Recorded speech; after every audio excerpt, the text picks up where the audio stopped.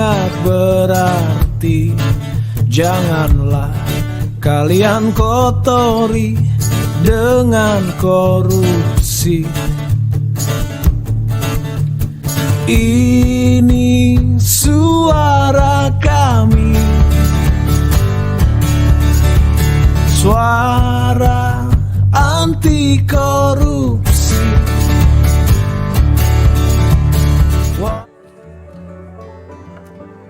Oke, sudah banyak rupanya yang join bersama kita hari ini. Ya, selamat sore buat semuanya. Apa kabar? Semoga baik-baik aja ya. Saya ucapin lagi, Assalamualaikum warahmatullahi wabarakatuh. Hai sahabat, welcome to Instagram Aku Sahabatmu ya. Nah, untuk kalian yang baru bergabung di akun Aku Sahabatmu, perlu saya sampaikan nih, akun Aku Sahabatmu adalah sebuah community organization yang concern terhadap kesehatan reproduksi, khususnya kesehatan reproduksi remaja. Nah, di mana komunitas ini membantu kamu untuk menjadi versi terbaik bagi dirimu.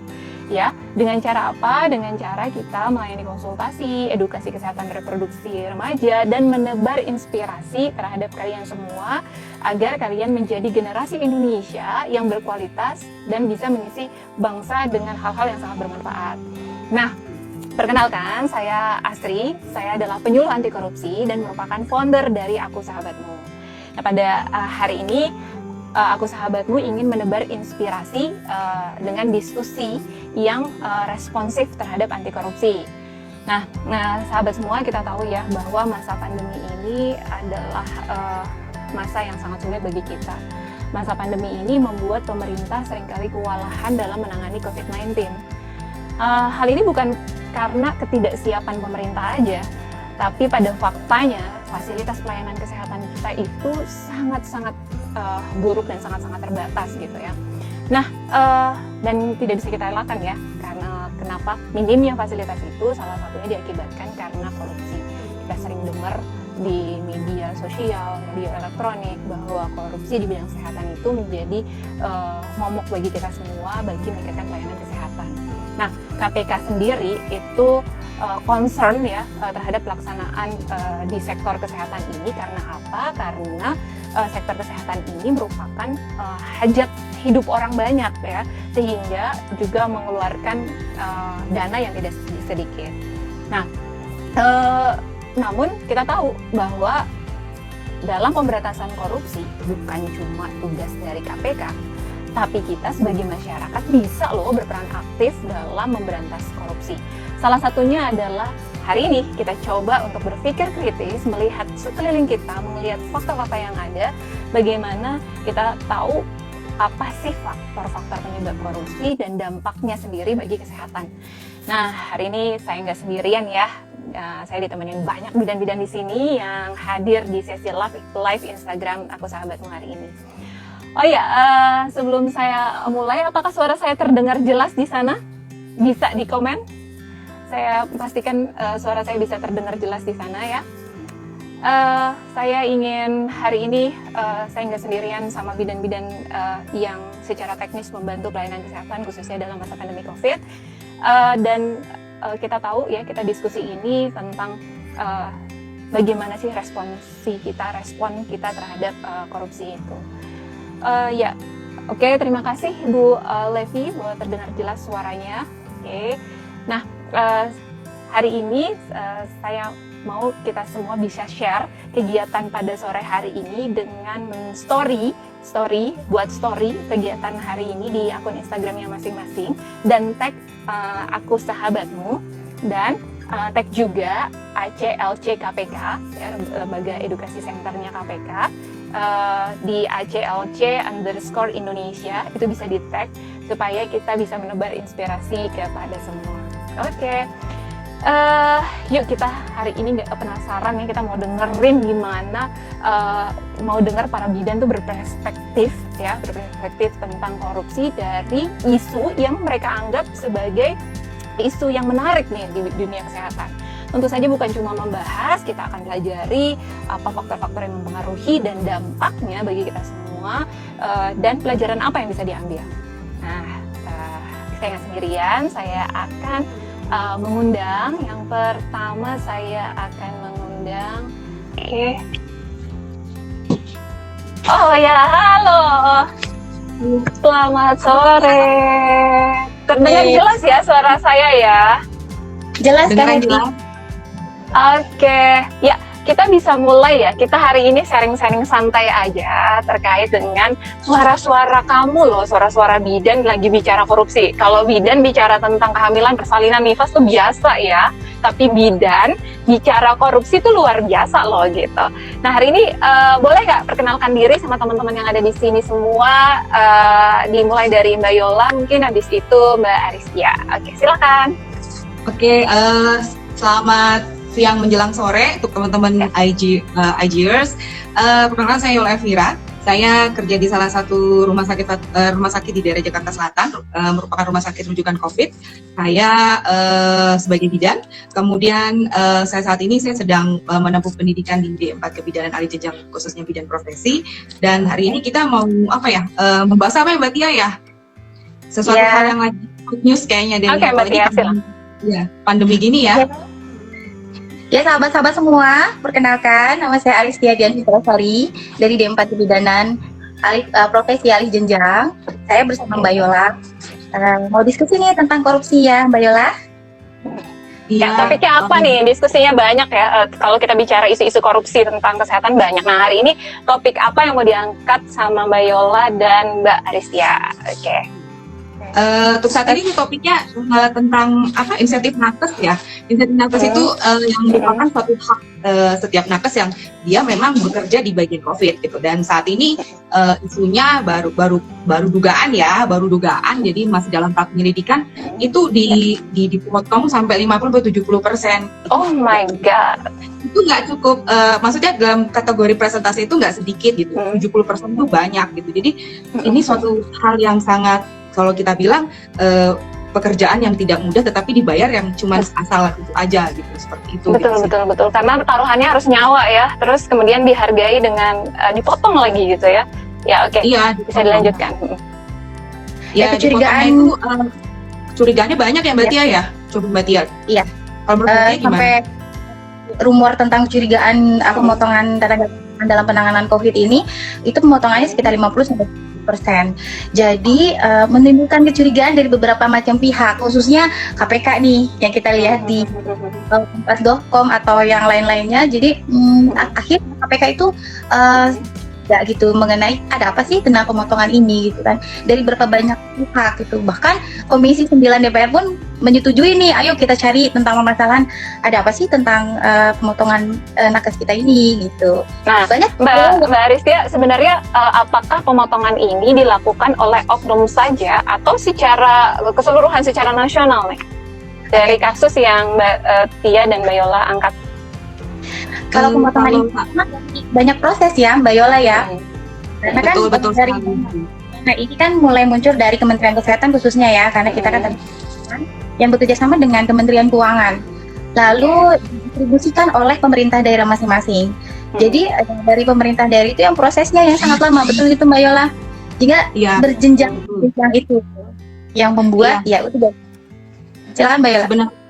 Sebenarnya sih dari pusatnya mungkin dia sudah kata SOP-nya berangsurnya untuk ke bagian rumah sakitnya itu sudah secara SOP ya gitu ya. Tetapi terkadang di rumah sakit itu sendiri melihat suatu hal, wah dana yang cukup menggiurkan gitu kan, dan terkadang banyak yang menerima nakes itu tidak sesuai dengan semestinya gitu loh. Jadi ada juga yang dia tidak bekerja di bagian COVID tetapi dia mendapat uang insentif COVID seperti itu. Kemudian juga membuat terkadang selain itu juga mungkin ada pembiayaan di luar tidak duga, misalnya sebagai untuk tenaga kesehatan yang memang mungkin harusnya didapat tapi tidak diakumulasikan ke bagian untuk insentif COVID atau kebutuhan rumah sakit itu sendiri sih sebenarnya gitu. Jadi dia ada keperluan yang harus untuk dibayarkan tetapi itu dananya bukan buat itu gitu. Jadi ya otomatis yang dana yang diterima untuk teman-teman kita yang terutama yang di bangsal COVID itu ya yang potongannya yang nggak sesuai gitu. Jadi harusnya didapatnya sekian juta, sekian puluh ribu, tapi dia harus dipotong sampai 70%, itu lumayan banget ya. gitu loh. Nah, Mbak Yola sama Mbak Aristia ini bisa nggak jabarin secara konkret supaya isu yang diangkat ini benar-benar it's real gitu, yang memang terjadi gitu. Bisa jabarin nggak realnya kayak gimana sih kasus ini gitu? Yang jadi di mana misalnya?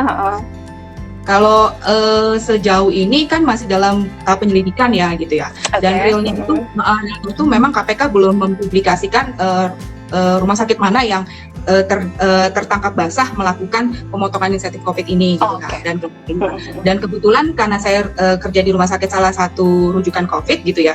Jadi saya setahun yang lalu memang saya di bangsal COVID gitu ya. Jadi saya memang mendapatkan seperti itu insentif itu gitu. Tapi kami selalu di follow up gitu, dan follow up dari tim KPK itu sendiri. Jadi kita benar-benar memang uang insentif itu yang diberikan ke dari pemerintah itu memang jatuh ke tangan yang tepat gitu loh. Jadi nggak cuma asal-asalan, oh iya kamu di rumah sakit, tetapi rumah sakit belum tentu dia bekerja di bagian bangsal COVID seperti itu. Jadi jadi memang benar-benar program pemerintah ini ibarat kata mengapresiasikan rasa syukur pemerintah supaya kita bisa bekerja yang lebih baik gitu ya.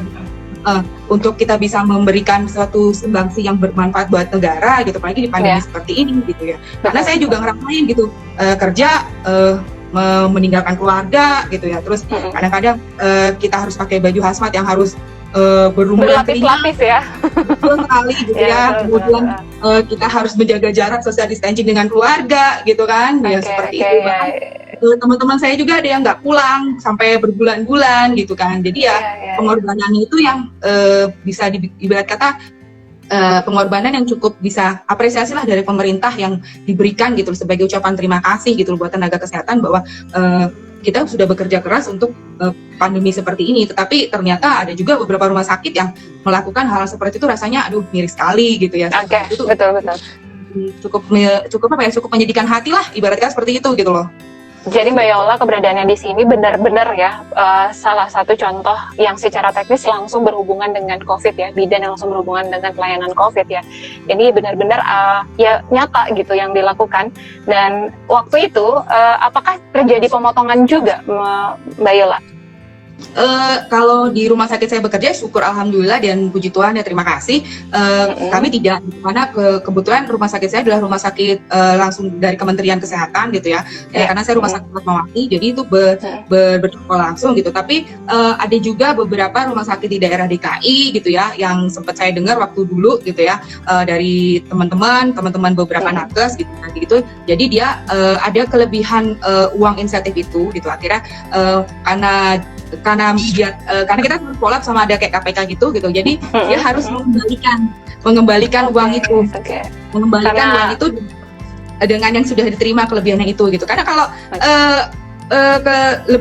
kalau misalkan terjadi sesuatu itu kan ya kita ya cukup memalukan lah ya gitu ya. Ya kita tahu bahwa sebagai tenaga kesehatan tuh udah bekerja cukup berat gitu ya, terus diperlakukan seperti ini gitu kan, rasanya tuh kayak hati nuranimu kemana gitu kan, seperti itu gitu. Bener banget Mbak Yola. Nah, Mbak Aristia sebenarnya kalau melihat kasus ini, Mbak Aristia bisa melihat nggak kalau kita balik dari kasus yang diungkapkan di awal gitu, sebenarnya apa sih faktor-faktor penyebabnya seseorang tuh melakukan hal itu, dan kira-kira apakah itu juga menjadi dugaan KPK?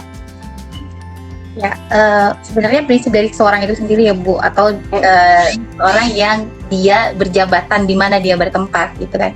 Ada kebijakan yang ya ini prosedur aku gitu kan. Misalkan turunlah dana COVID atau dana dari pemerintah daerah, sehingga nanti akan berubah yang tadi anggarannya dari pemerintah daerahnya berapa, tiba-tiba di manajemen rumah sakit itu bisa berubah sendiri. Karena apa? Mungkin di satu jabatan yaitu dia tadi, dia bisa berjujur atau tidak dengan wewenang jabatan dia, sehingga dia tuh yaitu kata dulu Mbak Yola dipotong kembali. Tapi sebenarnya seorang jabatan bingung juga mereka, karena semua pihak dari berbagai rumah sakit sebenarnya pengen juga gitu loh, meskipun tenaga kesehatan yang Mbak Yola sebutkan dia turun langsung gitu, jadi akhirnya dapatlah potongan-potongan itu. Jadi gitu. Sebenarnya ada sifat ketamakan di situ ya, jadi punyanya orang pengen juga diambil gitu. Nah itu adalah salah satu faktor yang menyebabkan korupsi itu terjadi ya pada kasus ini gitu. Mungkin bisa jelasin kira-kira dari kasus misalnya sebagai praktisi langsung Mbak Yola dan Mbak Aristia ini, kira-kira apa sih yang dampaknya kalau ini tuh dipotong, dikorupsi gitu? Mungkin merasa tidak adil. Ya, ketidakadilan itu ya. Oke. Ketidakadilan, betul banget Ya, betul, betul. Kalau saya secara Ya. pribadi gitu, kalau saya turun langsung dan saya praktisi langsung gitu ya, pasti kecewa berat gitu loh, sangat amat kecewa gitu. Dan kecewanya itu harusnya awalnya kecewanya itu dilimpahkan harusnya kepada rumah sakit, tetapi malah kecewanya itu jadi pada pemerintah gitu. Jadi membuat asumsi kita kepada pemerintahan sekarang itu adalah tidak benar dan hanya cukup membuat janji manis belaka gitu kan. Padahal kalau misalkan kita telaah gitu atau kita kaji atau misalnya kita cari gitu kan, sebenarnya sih nggak seperti ini gitu kan. Tapi membuat kita menjadi kasarnya yang aku udah kerja mati-matian, udah kerja capek-capek, bahkan taruhannya nyawa gitu ya, tapi dihargai itu cuma segini gitu ya. Jadi banyak kalau secara pribadi saya pasti akan sangat-sangat kecewa gitu kan, Nah, betul. Nah, kalau kita lihat secara keseluruhan, artinya ngapain ya jadi relawan COVID kalau memang dihargai cuma segini. Nah, kalau satu bidan sudah berperspektif seperti itu, dengan bagaimana dengan bidan-bidan yang lain, tentunya akan berperspektif yang sama ya. Hal ini akan menurunkan bagaimana kualitas pelayanan kesehatan Indonesia gitu ya. Nah, itu adalah salah satu dampak kalau insentif bidan-bidan itu atau tenaga kesehatan pada umumnya dipotong begitu saja tanpa hal-hal yang jelas. Nah, kalau kita lihat kayak gitu, kira-kira nih Mbak Aristia dan Mbak Yola, bagaimana sih kalau lihat fenomena itu terjadi pada langsung di sekeliling kita, langsung di tempat kerjanya Mbak Aristia atau Mbak Yola, kalau melihat hal itu apa yang akan dilakukan? Kalau kami melihat akan seperti itu gitu ya, yang pasti sih ke rumah sakit saya itu dia ada linknya untuk bagian hukum dan humas, dan itu ada linknya dengan KPK itu.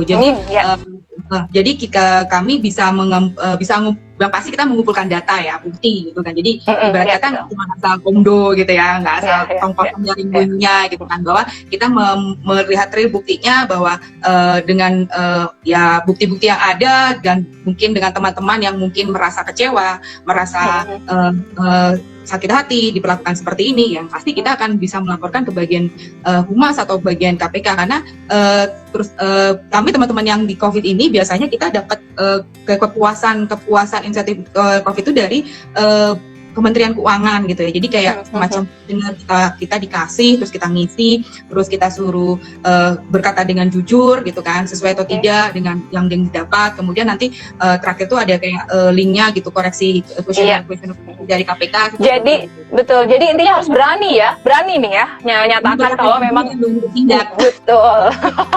Benar. Nah, Mbak Aristia, saya mau tanya lagi, kita sebagai perempuan, gimana sih peran kita dalam gerakan anti korupsi?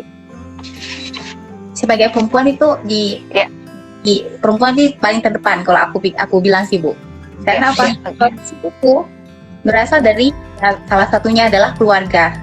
Di mana si perempuan, contohnya di dalam keluarga itu dia berdominan terhadap suatu tatanan keluarga lah intinya.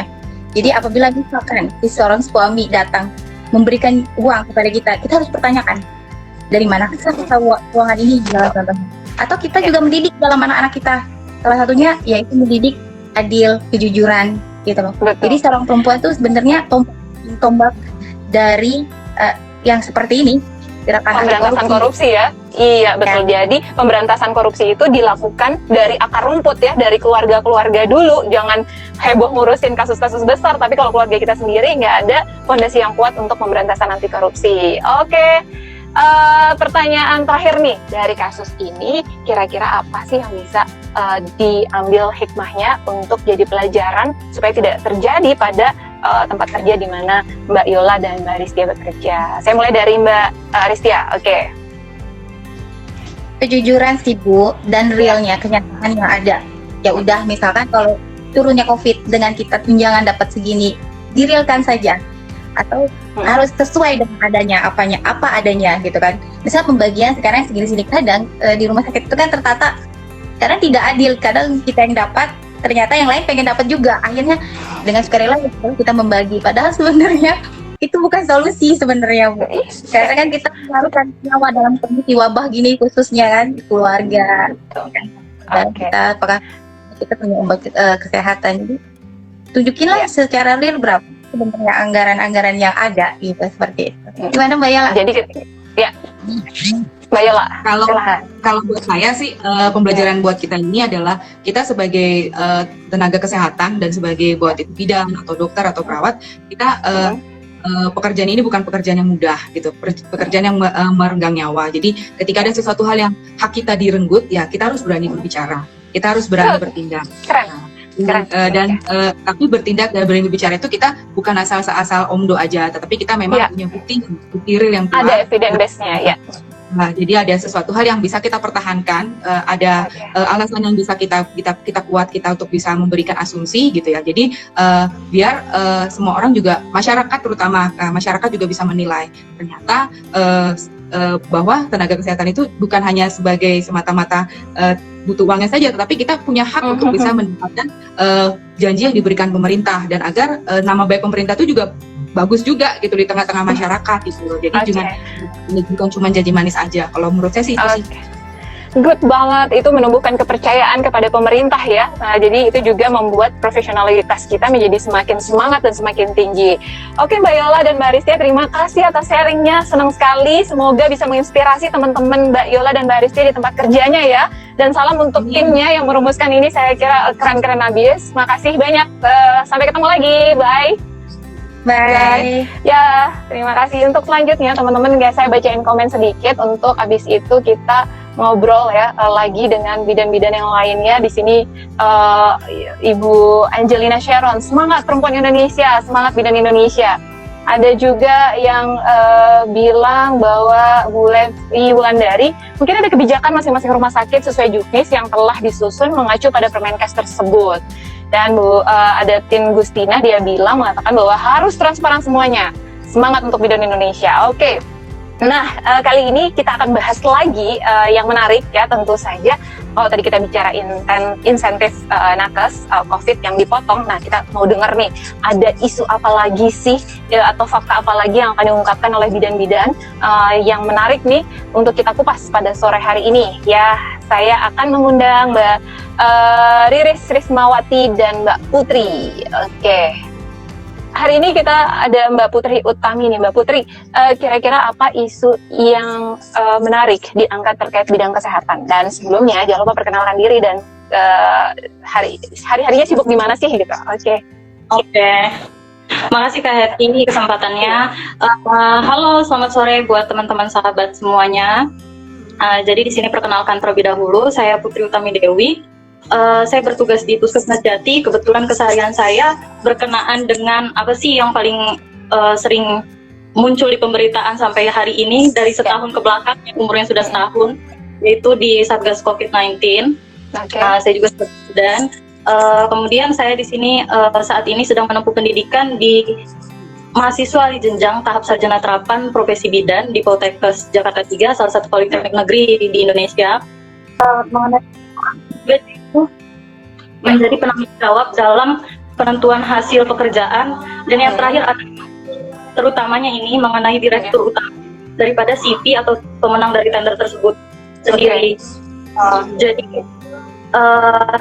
tender ini memenangkan dari 7 paket katalog katalog yang dengan seleksi, dan tender ini bisa mengelola adanya pengadaan alat tersebut. Justru terjadilah korupsi di sana dengan kerugian negara mencapai 1.465 juta rupiah. Jadi sudah baik, baik Mbak Putri, berarti dalam kasus ini sebenarnya ada keterlibatan orang dalam juga ya dalam kasus ini ya? Iya, jelas itu Kak, ada keterlibatan orang dalam. Oke. Nah, Mbak Putri melihatnya, kira-kira apa sih motif atau faktor yang mempengaruhi si orang dalam ini melakukan hal tersebut? Jadi kalau kita bicara faktor, pastinya karena ini oknum, ini faktor yang muncul adalah faktor dari dalam diri. Kemudian juga apa saja sih sebenarnya faktor yang kemungkinan juga berasal dari luar? Saya rasa mungkin salah satunya kesempatan ya Kak. Karena gimana nggak kita bilang kesempatan, soalnya salah satu dari 3 tersangka tersebut adalah bisa dibilang pendukung adanya tender itu dimenangkan. Jadi yang membuat kebijakan pembuat komitmen daripada terlaksananya pengadaan alat dari suatu tender itu justru ikut menjadi tersangka di sana gitu. Jadi saya kira yang pertama faktornya itu ada kesempatan yang diberikan. Oke. Yang kedua juga dari internalnya, dari dalam diri. Mungkin seperti apa ya, manusiawi atau humanisasinya seseorang hidup. Dia serakah,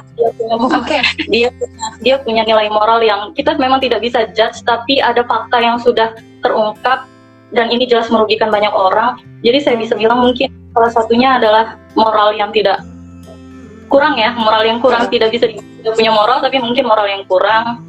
Kemudian juga agamanya yang masih harus lebih ditingkatkan mungkin ya karena setiap orang tidak ada yang sempurna, tapi jika berkata itu kesalahan tidak ada yang pernah bisa dibenarkan gitu kan Kak. Oke, betul banget. Jadi memang kalau dalam pengelolaan yang sudah begitu baik ya melalui laman pengadaan secara elektronik, tapi tetap aja ada yang mencoba-coba melakukan korupsi. Nah, hal ini tentu saja kita perlu responsif ya, bahwa kita melihat bahwa ada gerakan-gerakan korupsi dan kita harus bisa mengungkapkan kebenarannya. Oke, Mbak Putri, kira-kira pelajaran apa sih yang bisa diambil dari kasus ini? Mengenai pelajaran, mungkin yang saya bisa kutip adalah bahwa kepercayaan yang sudah diberikan itu jadi apa ya? Harusnya kita tuh sebagai orang amanah gitu loh Bu, loh Kak, amanah. Jadi sifat jujur yang ditanamkan sejak kecil itu sudah harus ada. Makanya tadi bahwa tindakan korupsi, anti korupsi ini harusnya sudah ditanamkan sejak dini, di mana akarnya itu ada keluarga itu sendiri. Jadi kejujuran, kemudian juga sikap bersih, transparan. Kemudian apa ya? Mungkin kita hidup sebagai manusia memang memerlukan hal-hal yang sifatnya duniawi, tapi tidak dengan cara merugikan banyak orang gitu. Oke. Jadi kalau kita lihat ada benang merahnya dari pembahasan sebelumnya Mbak Yola dan Mbak Aristi ya, bahwa keluarga itu punya peran yang penting ya. Nah, peran penting perempuan yang seperti apa menurut Mbak Putri bisa dilakukan seorang perempuan untuk mempengaruhi yang lainnya agar tidak melakukan korupsi? Jadi sebenarnya tidak munafik juga bahwa kalau kita perhatikan sebenarnya di beberapa pemberitaan justru kerap kali perempuan yang menjadi salah satu dari tindak pidana ini. Jadi sebenarnya di sini emansipasi perempuan itu sudah lebih tinggi. Jadi gender mungkin sudah bisa kita bilang sudah cukup muncul, ada kesetaraan gender, tetapi perempuan tidak bisa meninggalkan landasannya seperti yang tadi sudah dibahas sebelumnya oleh Kak Heti dan teman-teman. Memang yang pertama peran perempuan itu ada di dalam keluarga. Sebagai anak, kita sebagai perempuan, kemudian sebagai orang tua, ibu, sebagai istri. Tadi sudah dicontohkan juga sebenarnya peran perempuan itu apa. Karena akarnya adalah keluarga, mungkin yang pertama tadi jika misal istri atau seorang ibu rumah tangga atau ya seorang ibu mendapatkan uang dari suaminya, terlebih dahulu tanyakan, ini uang dapat dari mana, apakah halal gitu. Kalau kamu sendiri, Put, jadi seorang anak, kira-kira gimana nih? Anak perempuan lagi, kira-kira apa yang harus dilakukan kita semua sebagai anak-anak perempuan untuk tidak melakukan korupsi? Sebenarnya kalau sebagai anak, jadi mungkin saya tidak bisa juga menilai bahwa apa saja nilai yang ditanamkan oleh orang tua saya di dalam keluarga itu 100 tidak bisa ya Kak. Tapi ya, betul. Lalu saya pegang itu adalah seperti halnya seburuk apapun kamu, mau dalam kognitif misalnya nilai di dalam sekolah ataupun buat guru di luar yang sana, lebih baik kamu bilang sama ibu sama ayah daripada kamu ngomong gitu kan, tidak menutup-nutupi apapun itu kesalahannya, karena itu akan terbawa seterusnya. Seperti contohnya saya pernah sih kita semua pasti pernah melakukan ya Kak. Kayak contohnya itu yang paling kecil lah di sekolah, soal menyontek aja kan hal kecil banget. Iya. Tapi yang nggak bisa kita hilangin kayak benar-benar nggak bisa kita hilangin. Jadi orang tua mengajarkan bahwa jangan menyontek ya, itu jelek gitu kan. Sampai di hari ini, di detik ini pun mungkin masih banyak banget orang tua yang bilang begitu, tapi orang tua itu kan mengajarkan itu tentunya seperti berbanding terbalik dengan pergeseran nilai bangsa kita sekarang. Justru kan bangsa itu seperti kayak nilai itu di atas apapun gitu loh, lo dihargain gitu Ya. dengan nilai itu yang tinggi gitu kan. Sehingga anak Betul. dari kecil sudah yang oke, gue harus punya nilai tinggi gimana pun caranya. Menurut saya dari hal yang kecil itu aja udah salah gitu loh Kak. Jadi Betul. apa yang bisa saya lakukan sebagai anak perempuan pada waktu itu dari kecil sampai hari ini, mungkin nggak sama sekali melakukan, tapi saya meminimalisir adanya perilaku kurang seperti itu. Sebisa mungkin saya mengatakan kejujuran pada orang tua, Bu, nilai saya cuma segini, saya harus gimana ya? Oke. Itu sih. Dengan menanamkan nilai-nilai itu sebenarnya itu merupakan investasi ya untuk tidak melakukan korupsi, sehingga kejadian korupsi pengadaan alkes di Rumah Sakit Umum KV Menanu itu tentu saja tidak bisa dilihat cuma satu part gitu ya, tapi ini ada juga pola asuh mungkin di belakang yang harus diperbaiki, bagaimana juga lingkungan mempengaruhi dia untuk menghargai dirinya, menghargai dirinya karena barang-barang yang dipakai, karena menghargai dirinya karena punya fasilitas yang lebih gitu ya. Nah itu juga jadi pelajaran buat kita, kalau kita menghargai orang tentu saja lebih real kita menghargai dari sikap, perilaku, dan kejujuran itu sendiri daripada hal-hal yang melekat di dirinya, pakaian, fasilitas, dan lain-lain. Oke Mbak Putri, terima kasih atas sharingnya. Tadi kita juga Mbak Riris terkendala jaringan, jadi next mungkin kita akan diskusi lagi. Terima kasih banyak. Oke Mbak Putri. Ya, Sahabat semuanya. Semoga kita akan korupsi ya dalam hal apapun. Good, benar. Setuju dan saya dukung banget ya. Jadi inspirasi yang baik ya untuk sekelilingnya. Oke. Ya. Kita sudah bicara-bicara dengan Mbak Putri dan Mbak Riris tadi.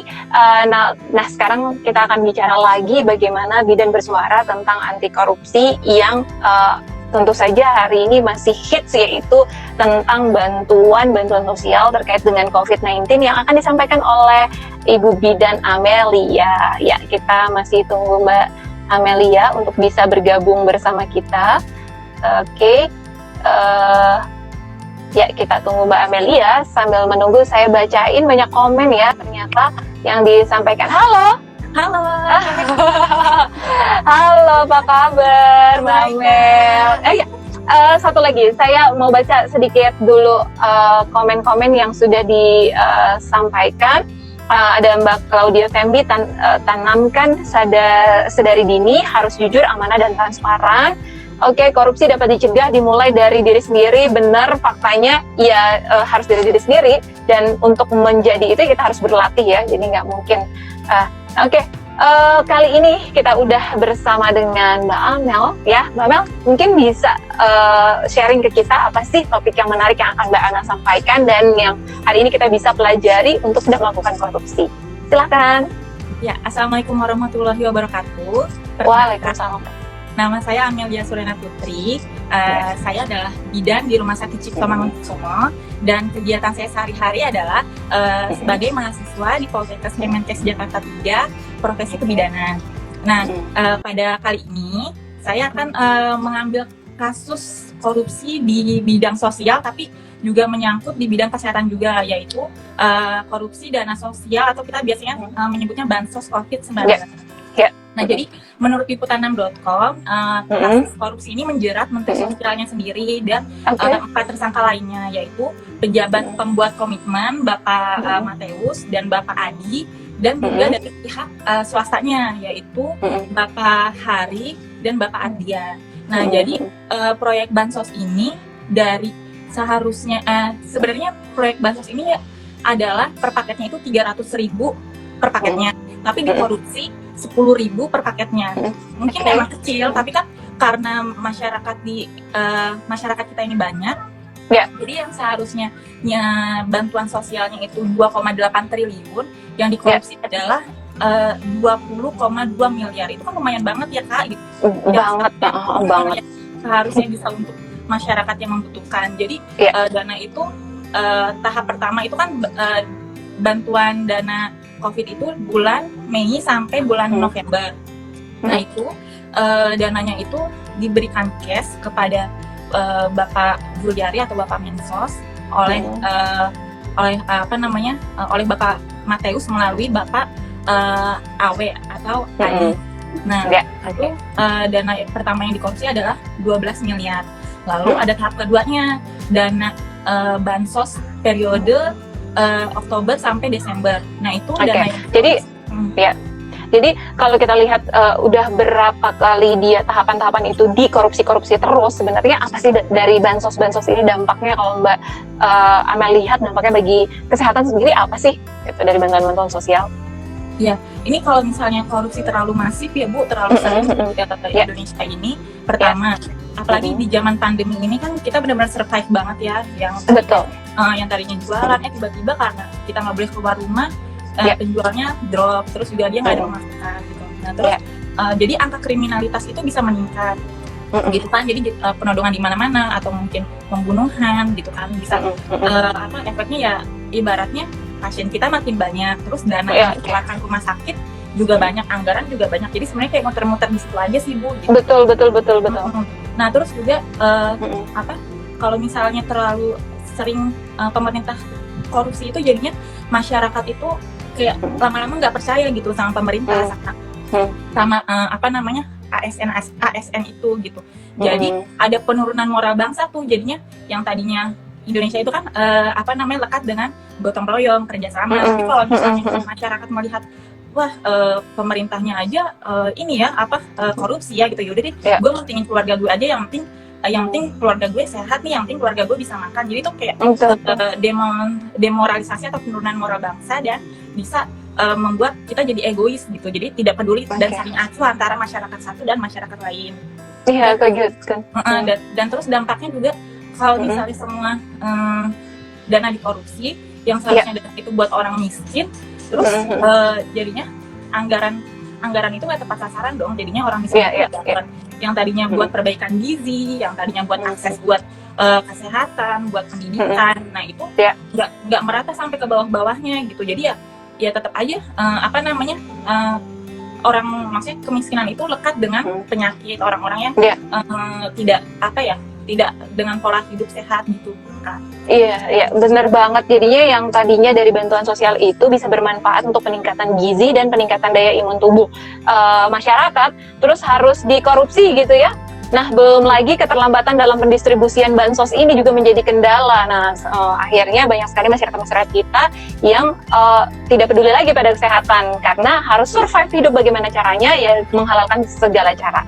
Nah, kalau kita lihat sebenarnya bukan salah pemerintahnya ya, tapi oknum-oknum yang terlibat di dalamnya. Banyak faktor-faktor tadi sudah disampaikan bahwa ada keserakahan ya, sehingga mengakibatkan dia melakukan korupsi gitu. Padahal bangsa Indonesia ini butuh banget pemimpin-pemimpin bangsa yang bisa mengantarkan generasi Indonesia ke yang lebih baik lagi. Nah, Mbak Amel, kira-kira nih dari kasus dana bansos yang dikorupsi, ada pelajaran apa yang bisa dipetik supaya Mbak Amel sehariannya bekerja di rumah sakit Cipto ya? Iya. Oke. Nah, kira-kira apa yang bisa diambil dan dipetik ketika Mbak Amel bertugas dan bisa mengimplementasikan itu? Ya, jadi sebenarnya salah satu cara kita mencegah terjadinya korupsi adalah menerapkan nilai-nilai anti korupsi. Itu kan ada banyak tuh, ada jujur, adil, kerjasama, terus juga kerja keras, gotong royong, disiplin, bertanggung jawab. Kalau misalnya ibaratnya kalau misalnya dalam dinas sehari-hari nih misalnya yang seharusnya pasien dapat dosis sekian dalam pemberian obat, nah kita nggak boleh ngurangi nih, atau misalnya berapa kalinya nih misalnya, aduh udah jam-jam segini nih, jam-jam injury time misalnya, jam-jam operan, udah deh nggak usah kayak gitu, nah itu nggak boleh gitu.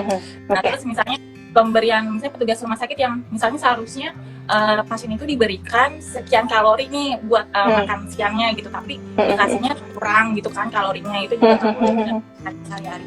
Tapi tetap saja, apalagi kita perempuan ya Kak ya.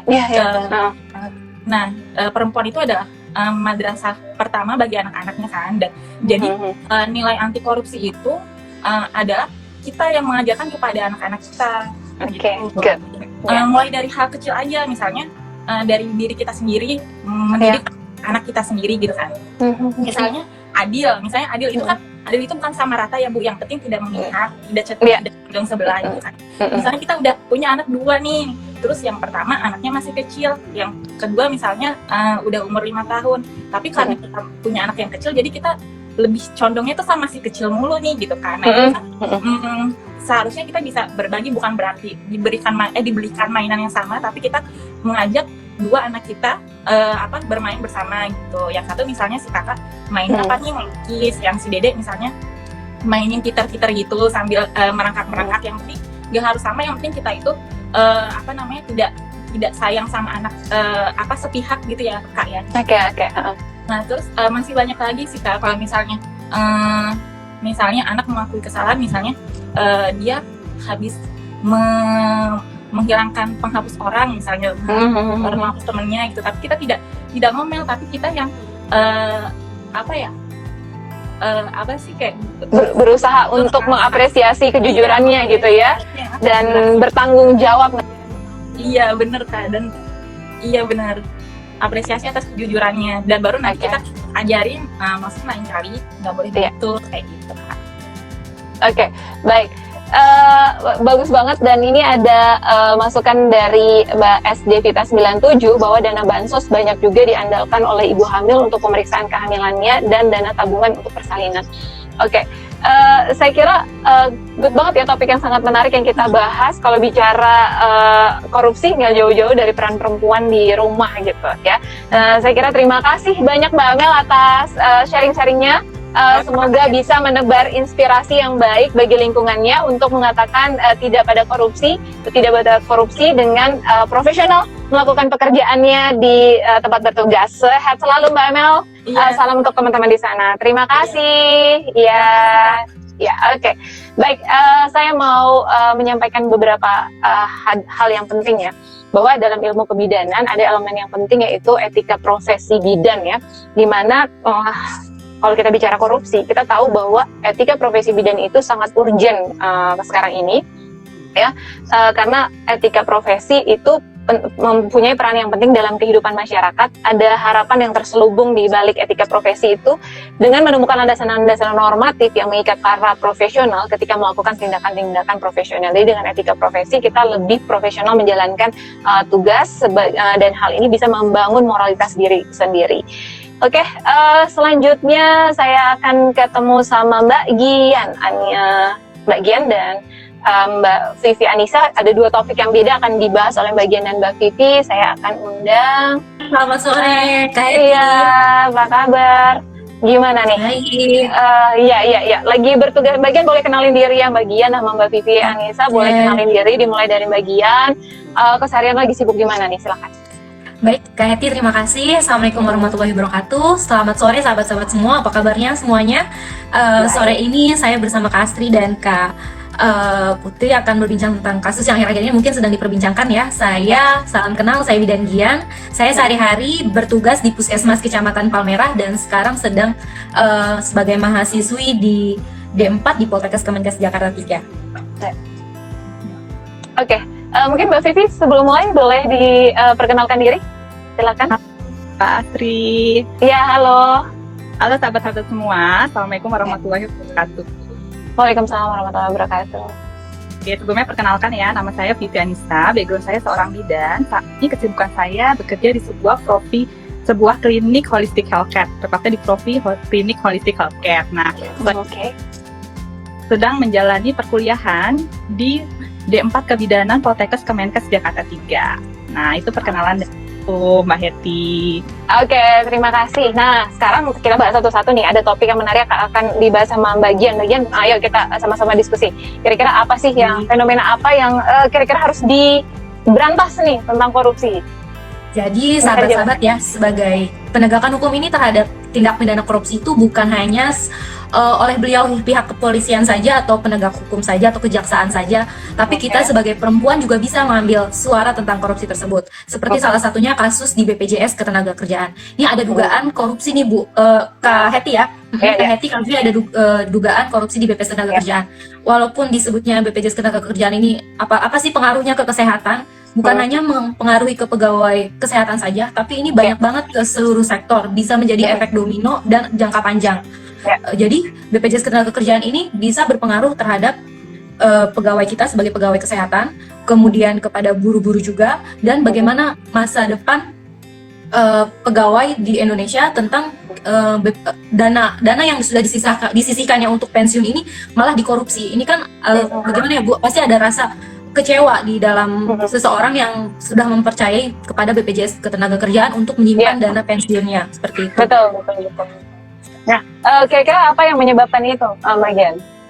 Jadi dugaan korupsi di BPJS Ketenagakerjaan ini sedang dianalisa dan dianalisis oleh BPK.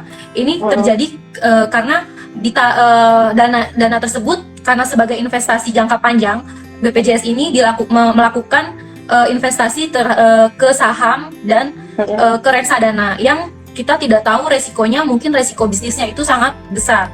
Jadi ada resiko mungkin dananya itu tidak bertambah tapi malah berkurang seperti itu. Baik, ini kan sangat merugikan sekali kepada kita ya Kak Heti sebagai pegawai atau sebagai buruh, dan ini pada pengamat saham pun melihat seperti contohnya ini kayak seperti kasus Jiwasraya, kayak asuransi Jiwasraya seperti itu. Iya. Oke, dampaknya sendiri apa tuh bagi buruh yang misalnya terlibat langsung menanamkan setiap kali ya, setiap bulan dipotong penghasilannya gitu. Kemudian kira-kira dampaknya apa? Jadi dampaknya lagi, lebih parahnya lagi saat COVID ya Kak Heti. Jadi dampaknya itu ada SE peraturan yang dikeluarkan bahwa saat COVID ini kan kita ada yang WFH, ada yang WFO, dan saat WFO ini beberapa perusahaan atau PT-PT tidak memberikan upah bayaran saat kita tidak bekerja atau masuk kerja. Jadi saat kita tidak memberikan upah itu, jadi potongan dananya pun jadi lebih sedikit dan upah ke buruh pun jadi semakin sedikit. Dan ini membuat perusahaan berbondong-bondong mengurangi upah tenaga kita. Sedangkan BPJS Ketenagakerjaan kita itu kan disimpan untuk dana pensiun kita. Dan mungkin saat pensiun belum tentu kita memiliki dana kesehatan, misalkan dana kesehatan kita tidak ada simpanan, tapi dana ini sudah disunat duluan sebelum waktunya gitu. Mungkin saat nanti saya sudah tua 50 tahun yang ke depan, mungkin dana itu kalau sudah disunat dari sekarang atau sudah dikorupsi dari sekarang, mungkin dananya tidak tertotal, tidak sama dengan seperti yang saya tabung investasikan selama ini dan dipotong oleh perusahaan. Betul. Artinya kesejahteraan masyarakat Indonesia yang seharusnya makin lama makin naik, karena kenyataannya harus menerima bahwa dananya dikorupsi, sehingga hal ini mempengaruhi kesejahteraan masyarakat Indonesia itu sendiri ya, khususnya bagi customer BPJS Ketenagakesehatan. Aduh, miris banget ya kalau kita lihat itu ya. Apalagi jika saat kita bekerja ada kejadian kecelakaan, BPJS Ketenagakerjaan itu kan yang dapat bisa diklaim. Tapi karena banyaknya masalah di BPJS Ketenagakerjaan ini belum tahu nih bisa diklaim atau tidaknya tuh sangat kecil sekali prosesnya, dan prosesnya juga agak sulit seperti itu. Oke. Nah, kalau dari BPJS Ketenagakerjaan sendiri ini, korupsi yang di sana terjadi, kira-kira apa yang bisa dipelajari nih dari bagian untuk bisa diambil hikmahnya dan bisa diterapkan di tempat kerja? Jadi ini seperti ini melihatnya seperti micro planning ya Kak Heti. Kita mungkin harus memiliki micro planning, planning dalam analisis keuangan, sumber dana pendapatan yang masuk dan apa yang kita output, yang kita keluarkan. Itu sama aja seperti saya mungkin bekerja di puskesmas, saya dari 2 tahun sebelum tahun sekarang saya harus sudah tahu untuk apa saja uang-uang yang akan pendapatan kami kan kalau di puskesmas itu BLUD ya Kak Heti. Jadi duit itu sudah tahu berapa nilainya dan akan diperuntukkan apa-apa saja, itu sudah tahu, dan jangan sampai ada yang ditindak korupsi atau di penyelewengan seperti itu. Dan kasus BPJS Ketenagakerjaan ini juga sudah masuk kasusnya dari penyelidikan sudah ke penyidikan Kak Heti. Jadi mungkin saat ini mungkin akan bisa bentar lagi mungkin akan ketahuan nih siapa yang sudah melakukan tindakan korupsi tersebut. Oke, good. Bagian saya berharap bagian bisa menyuarakan jika ada hal-hal yang berkaitan dengan korupsi, bisa disuarakan bahwa ya jujur dan berani mengemukakan kalau salah ya salah, kalau benar itu benar. untuk sama-sama kita berantas korupsi ya, bahwa korupsi itu benar-benar masif dan korupsi itu kenapa disebut kejahatan luar biasa atau extraordinary crime ya, karena memang sangat menggerus esensi kehidupan sebagai manusia itu sendiri gitu ya. Kesehatannya jadi nggak terjamin, masa tuanya jadi nggak terjamin gitu ya. Jadi bukannya masa tuanya nanti dia hidup dengan tenang, nyaman, dan hari ini harus mikirin lagi gitu ya dalam kondisi usia yang tidak muda lagi, dan harus mikirin dampak-dampak yang terjadi akibat dikorupsi uangnya. Oke, good. Terima kasih. Sambil bagian kita dengerin Mbak Vivi mau mengemukakan ada kasus yang lain yang terkait dengan korupsi di bidang kesehatan. Ya, silakan Mbak Vivi. Baik, terima kasih Mbak Vivi. Ya, nah, aku mau bahas sebenarnya isu yang terjadi pada saat cukup ramai juga ya di Bapak. Tentang melibatkan seorang nakes nih Mbak Heti. Seorang dokter, di mana dokter ini menerima dana suap. Dana suap itu sekitar 431 juta. Kebayang ya, kita sebagai seorang bidan lama untuk mendapatkan tersebut. Nah, dan dana suap ini adalah digunakan alat PCR, di mana alat PCR ini biasanya dibeli dengan harga sekitar 15.000 US dollar, atau kalau kita rupiah ini nilainya sekitar 222 juta sampai dengan 1 juta. Dana yang dikorupsi tersebut adalah 4,1. Nah, banget sih sebenarnya saat pandemi ya Mbak Heti, semua terutama nakes berjuang sebagai garda, tapi di sisi lain ada yang mengkorupsi dana tersebut, apalagi dananya itu untuk pengadaan alat PCR. Sedih banget kan rasanya, yang harusnya ini bisa semakin cepat, malah semakin terhambat dengan adanya korupsi tersebut. Nah, sedih banget rasanya ya. Dari sini saat penangkapan pun mereka berkutik dan mengakui perbuatannya. Ini dan pihak swasta lainnya yang terlibat sebagai tendernya. Seperti itu. Oke. Dan itu dilakukan oleh oknum dokter ya? Iya, kebetulan dokter ini adalah kesehatan provinsi tersebut. Oke, tadi saya sempat membahas sedikit tentang sumpah profesi gitu ya, bahwa kita sebagai bidan mau menjalankan tugas jadi bidan, ada sumpah profesinya dulu kan? Iya. Ya, begitu juga ya bagian ya. Ya, kita harus disumpah dulu gitu ya. Menjalankan sumpah profesi sebagai bidan tentu saja dimulai dengan sumpah profesi, di mana sumpah atau janji ini menciptakan kompetensi profesional. Jadi kita dengan sumpah ini kita jadi profesional, mendorong bidan-bidan atau tenaga kesehatan ya agar profesional sehingga dapat memperdalam pengetahuan dan keterampilannya sehingga menjadi bidan dapat melayani masyarakat dengan baiknya. Nah, tentu saja dalam kasus ini oknum dokter yang sama-sama seperti kita, sejawat juga, pasti disumpah juga ya. Nah, tapi berani menyelewengkan gitu. Ya ironisnya itu dalam masa pandemi COVID ya. Ya ironis sekali kan. Orang tahan sedang survive, nah dananya yang harusnya penanganan COVID bisa cepat, kita semakin lama, karena harusnya dana itu bisa digunakan untuk pembelian alat untuk tracing. Sekarang kita mau tracing, alatnya aja terbatas. Oke. Kira-kira dari kasus itu apa yang Mbak Vivi ambil hikmahnya agar tidak terjadi pada di tempat Mbak Vivi bekerja?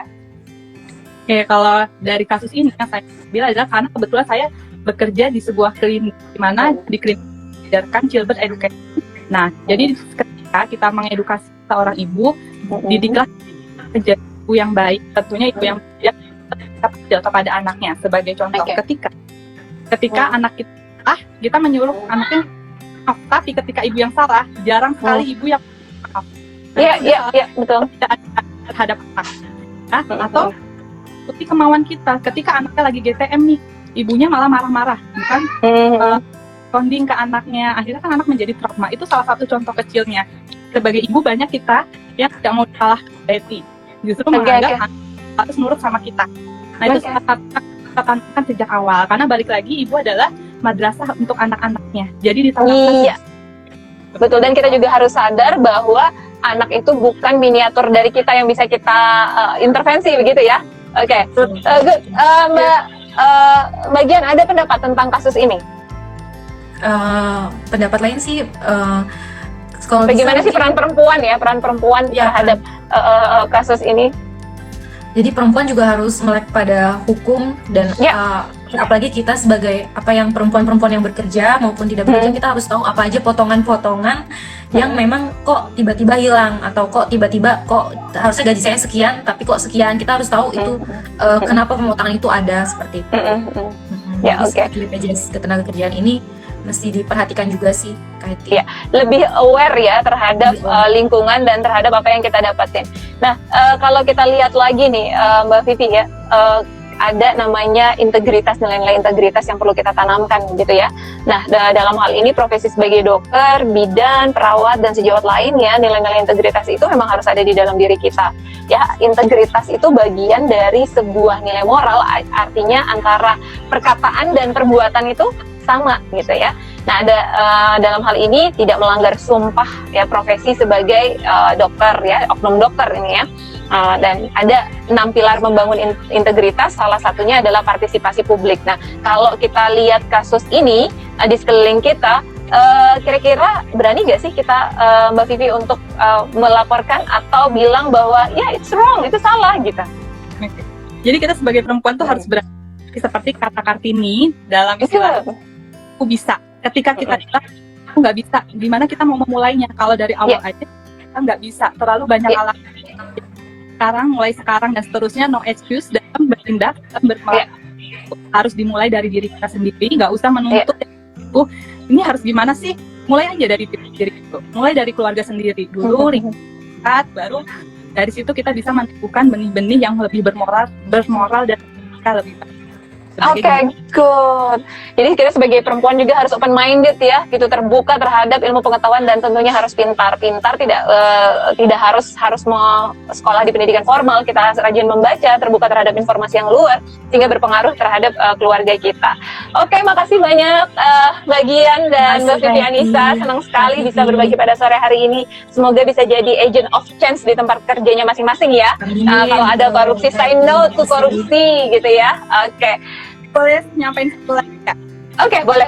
Buat perempuan semua yang tergabung dalam Aku Sahabatku, mulailah dari sekarang berani speak up, berani berbicara, berani berbuat, lalu jangan merendahkan diri kalian hanya karena menghamba pada harta. Karena kaya itu lebih baik bermanfaat bagi orang sekelilingnya ataupun orang sekitarnya. Itu aja sih. Kaya itu adalah bukan apa yang kita miliki, tapi apa yang bisa kita berikan. Begitu ya? Ya, selagi kita bisa memberikan ke banyak orang, itu disebut kaya, tapi bukan apa yang kita miliki. Itu sesungguhnya kekayaan sejati. Terima kasih banyak Mbak Vivi, coach-coachnya good banget, dan bagian terima kasih. Sampai ketemu lagi dan sehat selalu di tempat kerjanya. Bye. Bye. Oke. Ada komen-komen juga yang sangat-sangat menarik ya di sini, bahwa komen-komennya itu keren-keren ya. Mbak Vivi dapat apresiasi dari NK28, keren gitu ya. Kemudian ingat, Arian Andreani 79 mengatakan, ingat sumpah jabatan kita kepada Tuhan yang kita ikrarkan bersama selalu dijadikan pegangan ya. Itu adalah bagian dari bait IBI gitu, bait lagu IBI. Dan selanjutnya saya akan mengundang lagi terakhir, kita masih ada 2 lagi, Mbak Feby dan Mbak Nurma Gustin untuk bergabung bersama kita. Oke. Mbak Feby dan Mbak Nurma Gustin. Oke. Senang sekali ya bisa bergabung di sini untuk sama-sama menyuarakan gerakan anti korupsi supaya kita bisa menginspirasi lingkungan kita. Oke, sambil kita nunggu. Halo. Waalaikumsalam Mbak Nurma Gustin sama Mbak Feby ya. Oke. Hari ini ada topik apa nih yang mau di-sharing sama teman-teman Aku Sahabatmu di sini? Ya, perkenalkan diri dulu ya. Oke. Good. Assalamualaikum warahmatullahi wabarakatuh, Kak Heti. Ya, sama teman-teman semuanya. Ya, di sini saya Feby Putri Ramadana, saya bidan yang dinas di salah satu klinik daerah Kabupaten Bogor. Di sini saya nggak sendiri ya, Kak, teman-teman. Di sini saya ditemani dengan Kak Nurma Gustin. Ya, Kak Nurma Gustin, silakan perkenalkan diri. Ya. Baik, terima kasih Kak Heti, luar biasa. Saya pantau dari awal banget nih. Sebelumnya saya perkenalkan, saya Nurma Gustin, saya seorang bidan. Saya bertugas di salah satu puskesmas di Jakarta. Juga saya adalah salah satu mahasiswa di D4 Ali Jenjang di Poltekkes Kemenkes Jakarta 3. Sore hari ini nih kita mau bahas apa nih Kak Feby nih? Kayaknya ada yang udah kita obrolin ya nih, kayaknya seru nih.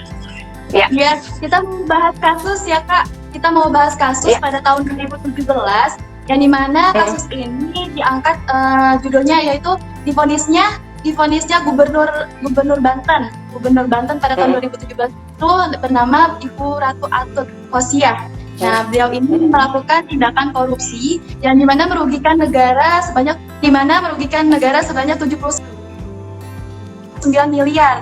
Nah, banyak banget ya, oke? Banyak banget. Nah, jadi Bu Khosyah beliau ini melakukan pengadaan Alkes Banten gitu. Alkes Banten, lalu beliau ini divonis penjara 5 tahun 6 bulan. Selama 5 tahun 6 bulan. Oke, berarti sudah dinyatakan bersalah ya memang ya. Oke. Ya, divonis itu 5 tahun 6 bulan, lalu mendapatkan denda sebanyak 250 juta sekitar 3 bulan kurungan. Ya, oke. Ya, jadi Ibu Ratu Atut ini yang beliau memperkaya dirinya, beliau juga memperkaya adiknya yang bernama Tubagus Khairawardana. Nah, Tubagus Khairawardana ini ikut serta dalam tindakan korupsi, yaitu ikut tindakan pidana korupsi terhadap APBD 2012 dan ABPDP 2012 atas pengadaan alat kesehatan gitu. Nah, untuk lalu di sini Bu Ratu Atut juga menuntut atau memaksa para pejabat di Pemprov harus menandatangani dan mengikuti semua perintahnya. Gitu. Oke, good. Nah, dari situ kira-kira apa sih motifnya Mbak Nurma mungkin bisa membantu? Kalau saya lihat sih emang kasus ini menarik banget ya Teh ya, kakak-kakak di sini semua ya. Jadi seorang gubernur di mana perempuan punya power, punya kewenangan yang lebih, tapi sangat disayangkan tidak bisa amanah ya. Mungkin kalau kita ketahui ada 4 teori nih terjadinya korupsi. Pertama bisa ada keserakahan, yang kedua kesempatan, kebutuhan, dan exposure. God teori itu ya mungkin teman-teman juga sudah dengar. Ratu Atut siapa sih yang nggak kenal? Udah gitu juga keluarganya, adiknya, adik iparnya, ternyata sampai saat ini nih teman-teman masih menjabat nih di ada yang jadi wakil DPRD, ada yang jadi wali kota dan segala macam. Tadi saya sudah baca-baca. Dan sedihnya lagi kasusnya Ratu Atut ini gak cuma satu nih kakak-kakak, dia juga ada kasus suap banyak ya terhadap Mahkamah Konstitusi. Terus dia juga ada kasus suap jual beli jabatan. Sedih sekali sih sebenarnya. Harapan saya sih sebenarnya kalau perempuan yang sudah diamanahkan punya power ya, kita bisa menginfluence teman-teman yang lain nih, karena kita kan udah punya power nih. Bisa menjadi serikandi anti korupsi gitu ya harapannya. Betul. Ya mungkin juga karena tadi Ratu Atut punya kesempatan dan dia ada hilaf ya, sudah punya kewenangan gelap mata mungkin dari gaya hidup sosialita juga gitu kan. Jadi hari ini kalau kita bicara kasusnya Ibu Ratu Atut itu kasusnya udah lama gitu ya. Tapi apakah dampaknya masih terasa sampai hari ini menurut kalian gimana? Kalau menurut saya masih mungkin sekali dampaknya ada ya, karena untuk kemajuan ekonomi juga pasti berdampak nih. Misalnya ada investor asing mau investasi di satu provinsi, misalkan provinsi Banten kan ya kasus ini. Misalnya pasti kan dia akan browsing dulu, dia akan cari tahu dulu pernah ada apa nih di sini, sumber dayanya gimana nih di sini ya. Itu pasti berefek ke situ sih menurut saya juga. Pasti banyak banget pertimbangan-pertimbangan ketika satu daerah yang sudah dikenal atau ini kepala daerahnya kurang baik nih misalnya, atau gubernurnya kurang baik nih. Jadi kepercayaannya masyarakatnya pun juga pasti kurang nih terhadap pemerintah gitu ya. Walaupun orang tersebut hanya oknum, belum tentu semua jajarannya terlibat. Tapi kalau yang menarik tapi Kak, yang menarik di kasus ini saya baca juga dia itu sudah terstruktur ya, bahkan salah satu saksinya itu mengungkapkan sudah diberikan satu smartphone atau gadget yang digunakan untuk komunikasi agar tidak tersadap gitu. Jadi memang kayaknya sudah direncanakan. Iya, betul. Bagaimana tanggapannya Mbak Feby? Kalau tanggapan saya ya, kalau ini Bu Ratu Atut ini dinyatakan benar-benar bersalah ya, karena di satu sisi beliau juga memaksa waktu itu dinas kesehatannya bernama Pak Jaja, memaksa Pak Jaja Budi itu untuk menandatangani bersikap loyalitas kepada dia, mengikuti semua aturannya dia.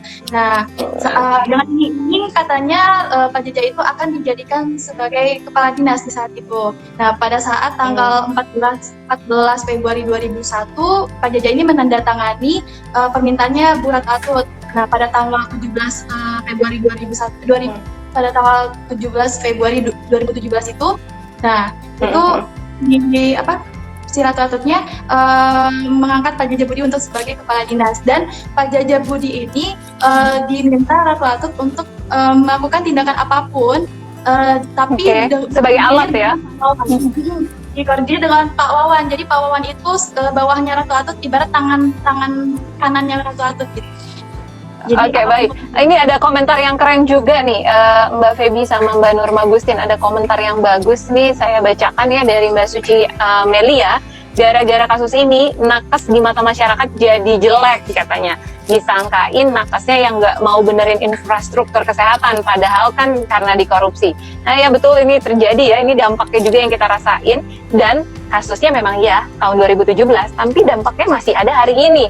Salah satunya adalah masa pandemi COVID ini, harusnya alat kesehatan itu seperti ventilator ya, sangat dibutuhkan, dan kenyataannya kesulitan, pemerintah pun kesulitan untuk memenuhi itu. Nah ini kasusnya memang udah lama ya, tapi dampaknya sampai hari ini, dan itu kenapa disebut sebagai kejahatan yang luar biasa atau extraordinary crime. Oke, kira-kira dari sini Mbak Feby, apa sih yang bisa diambil hikmahnya agar bisa jadi pelajaran di mana Mbak Feby bertugas? Ya, jadi pelajaran ya Bu, jadi kalau misalnya kan kita sebagai pelayanan kesehatan nih di mata masyarakat itu kan kita sesuai dengan foksinya, pekerjaannya masing-masing. Apalagi kita sebagai bidan gitu kan, yang dimana menolong bernyawa gitu. Kalau misalnya dari fasilitas kesehatannya aja kurang gitu kan, nah bagaimana dengan pelayanan kesehatannya gitu, sedangkan kita menolong bernyawa ini kan, maksudnya ibu dan bayi gitu kan. Nah kalau misalnya korupsi ini diberhentikan gitu kan, nah otomatis yang namanya angka kematian ibu dan bayi juga akan menurun, karena ya tindakan korupsi ini juga bisa berakibat ke arah angka kematian ibu dan bayi. Oke, good. Kalau Mbak Nurma Gustin gimana tanggapannya? Apa yang bisa diambil pelajarannya dari sini? Banyak banget ya pelajarannya tentu ya, dari mulai gimana sih kita ketika diberikan amanah ya kita harus jalankan dengan sebaik-baiknya. Kita juga bisa menjadi contoh buat orang lain. Kita membuktikan bahwa diri kita itu bisa bekerja sesuai dengan sumpah profesi. Tadi Kak Heti sempat bahas tentang sumpah profesi itu juga ya, bahwa kita sudah disumpah loh, kita sudah diberikan amanah, dan pertanggungjawaban ini kan bukan hanya di dunia ya, bukan hanya di masa hukum, tapi juga nanti di hari akhir pada Tuhan kita masing-masing seperti itu ya. Jadi memang ayo kita tanamkan dari diri sendiri, juga harus menanamkan nilai-nilai anti korupsi di keluarga. Saya juga pernah baca ada survei dari KPK, ternyata orang tua yang mengajarkan kejujuran kepada anaknya itu baru sekitar 4%. Sedih banget ya. Ya, itu benar surveinya oleh KPK, yang valid gitu. Rasanya sedih ya, kita sebagai perempuan, yuk kita harus cerdas, kita harus bisa menanamkan kejujuran itu minimal dari level keluarga. Itu sih, Kak. Good. Nah, ada komentar yang keren yang bisa kalian berdua tanggapin nih. Ada bilang, Mbak Meli Novita Bidan, iming-iming ini yang sulit ditolak guys. Kira-kira gimana tuh kalau ada iming-iming yang ke kalian gitu, terus kayaknya sulit ditolak nih gitu. Kira-kira apa yang akan kalian lakukan?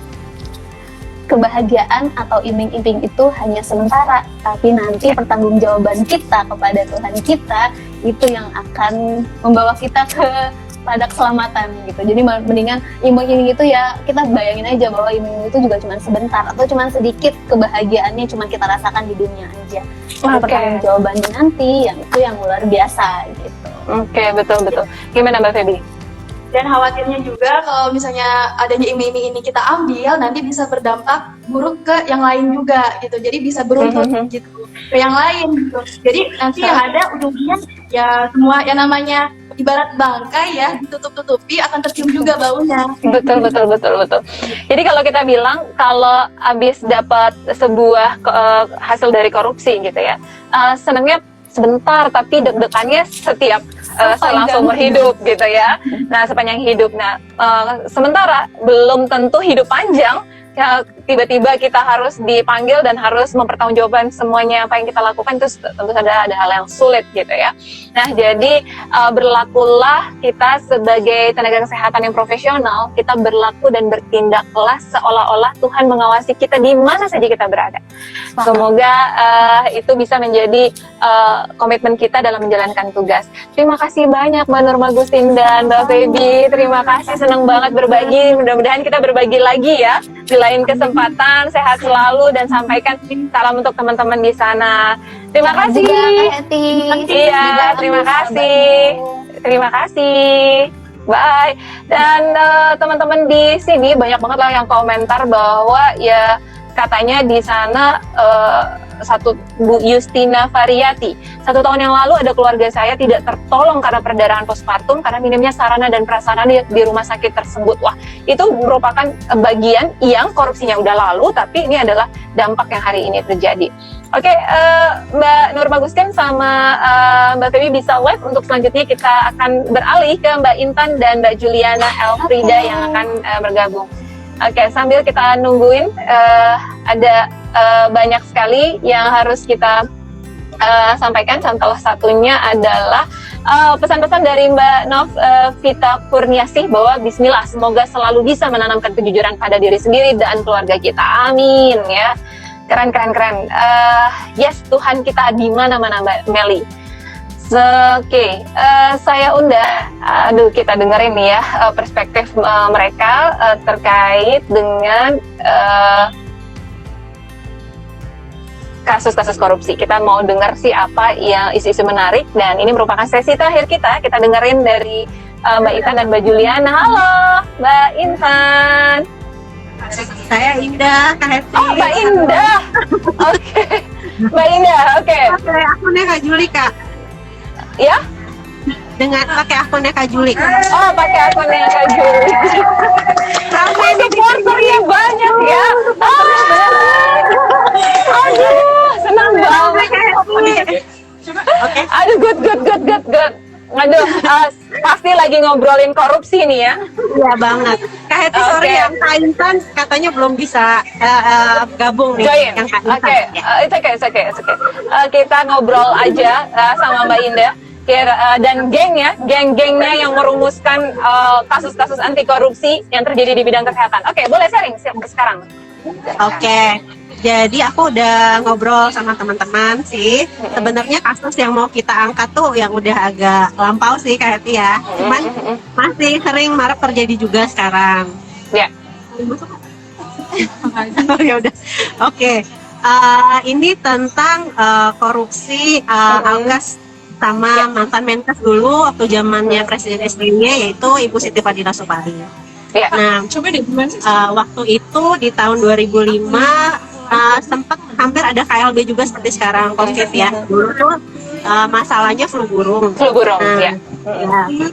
Terus waktu itu Ibu Siti Fadila Supari selaku Kemenkes tuh mengadakan pengadaan alkes untuk stok, untuk buffer stok aja gitu. Sebenarnya di Kemenkes sendiri itu bukan sesuatu yang urgent gitu, karena itu hanya untuk stok. Jadi sebenarnya bisa dengan mekanisme lelang gitu. Nah, tapi karena kayak ada kepentingan politik di situ, jadi diadakan dengan penunjukan langsung yang perusahaan pengadaannya itu adalah kayak kerabat dari salah satu partai politik yang dekat dengan pemerintah gitu. Oke. Nah, jadi kalau dilihat dari situ sebenarnya ini bukan serta-merta mungkin Ibu Menkes saat itu ya untuk melakukan sebuah korupsi, karena biar bagaimanapun apa yang terjadi di bawah itu juga menjadi tanggung jawabnya. Padahal ini mungkin dilakukan oleh oknum-oknum lain ya, gitu ya. Bisa jadi. Iya, oke. Menurut Mbak Indah itu sendiri, apa sih faktor yang mempengaruhi ini terjadi? Gitu? Nah, banyak sebenarnya ya. Salah satunya nggak bisa dipungkiri kepentingan politik itu berpengaruh sih. Ya, karena itu dekat dengan partai yang dekat dengan pemerintah saat itu. Ya. Ada selain hubungannya ke sana. selain Kemudian itu juga, perlu ya silakan. selain itu juga sebenarnya kita sebagai pemimpin itu ya bertanggung jawab dengan apa staf kita ke bawah itu lakukan gitu. Jadi sebenarnya ketelitian itu sangat penting. Ketelitian dari segala berkas atau apapun yang kita tanda tangani atau harusnya kita ketahui merupakan tanggung jawab dari kita gitu loh. Sebagai pejabat publik memang tidak mudah. Itulah kenapa ya orang-orang terpilih yang bisa jadi pejabat publik gitu. Oke, good. Sebenarnya kalau kita lihat lebih dalam, ini adalah adanya faktor kesempatan ya. Pas lagi pandemi flu burung, wah ini ada kesempatan nih untuk melakukan korupsi gitu ya. Akhirnya terjadilah seperti itu. Oke, Mbak Indah bisa nggak ngambil sebuah pelajaran agar tidak terjadi nih di tempat? Nah, karena tadi belum kenalin diri ya, kerjanya di mana nih? Ya. Sebenarnya keadaan saat itu sangat dekat sekali dengan keadaan yang sedang terjadi pada saat ini. Gitu. Kesempatan itu juga sedang terbuka lebar karena ada KLB COVID ini sebenarnya ya. Kalau misalnya kita mau telisik lebih lanjut gitu, ya pesannya sih harus lebih hati-hati untuk pejabat publik gitu. Harus benar-benar walaupun keadaan urgent atau genting seperti apapun, ya kita harus teliti, kita lihat dulu plus minusnya atau bahkan bikin kajian dulu dari suatu keadaan apakah benar-benar perlu gitu. Dan apakah prosesnya sudah benar-benar sesuai dengan peraturan perundangan yang berlaku gitu, karena biar di kemudian hari ya nggak merepotkan kita juga sebagai misalnya pejabat pengadaan atau apa gitu. Ya betul. Oke, good banget, super banget, terima kasih Mbak Indah udah memberikan saran-sarannya. Semoga ini sangat bermanfaat, ditutup oleh statement yang sangat manis dari Mbak Indah. Mungkin ada statement lain atau ada pesan-pesan yang bisa diberikan di teman-teman sahabatmu di sini atau sahabatmu? Oke, aku sih dengerin dari tadi ya bahwa base dari pemberantasan korupsi itu sebenarnya mulainya dari diri kita sendiri. Aku udah seneng banget dengar teman-teman tadi kita sebagai perempuan, sebagai ibu itu merupakan madrasah bagi anak-anak kita yang bisa menyebar kebaikan gitu loh. Sebagai ibu terus sebagai tenaga kesehatan juga bisa dari hal kecil lah kita mulai gitu. Ya insya Allah kedepannya aku sih optimis ya korupsi ini bisa kita kurangi sedikit demi sedikit gitu. Oke, makasih banyak Mbak Indah. Semoga bisa jadi agent of change di tempat tugasnya ya. Terus menginspirasi kebaikan untuk mengatakan tidak pada korupsi. Terima kasih banyak. Salam untuk teman-teman di sana. Sehat selalu. Pasti ngumpul karena Allah. Terima kasih. Sampai ketemu lagi. Bye. Ya. Baik, terima kasih semuanya. Tadi kita sudah saksikan bersama dengan Mbak Indah dan teman-temannya untuk sangat antusias untuk mengikuti live Instagram ini, dan saya berharap bisa menebarkan inspirasi kebaikan bagi lingkungan sekitarnya dan benar-benar menegakkan gerakan anti korupsi dari diri sendiri. Oh iya, saya mau beritahu bahwa ada loh sekarang aplikasi dari KPK sih untuk lapor gratifikasi yang namanya Goal KPK. Nah, ini bisa di download di App Store dan Play Store gitu. Jadi kalian bisa di mana saja untuk melaporkan gratifikasi yang ada melalui aplikasi Goal KPK ini atau gratifikasi online yang dibuat oleh KPK. Sekali lagi terima kasih banyak, dan jangan lupa ya share story-nya hari ini diskusi kita tentang pemberantasan anti korupsi di bidang kesehatan, dan jangan lupa tag Aku Sahabatmu di akun @_akusahabatmu dan Instagramnya KPK yaitu @aclc KPK atau ACLC_Indonesia. Dan kita lihat bagaimana agent of change bidan-bidan di sana untuk menebarkan inspirasi secara terus-menerus untuk Indonesia yang lebih baik. Dan yang paling sederhana adalah kita mulai dari diri kita sendiri, kita mulai dari rumah. Terus lagi terima kasih, sampai ketemu kembali di live Instagram berikutnya dengan inspirasi-inspirasi yang menariknya. Terima kasih, wabillahi taufiq wal hidayah. Wassalamualaikum warahmatullahi wabarakatuh. Sampai ketemu lagi semuanya. Bye. Oke.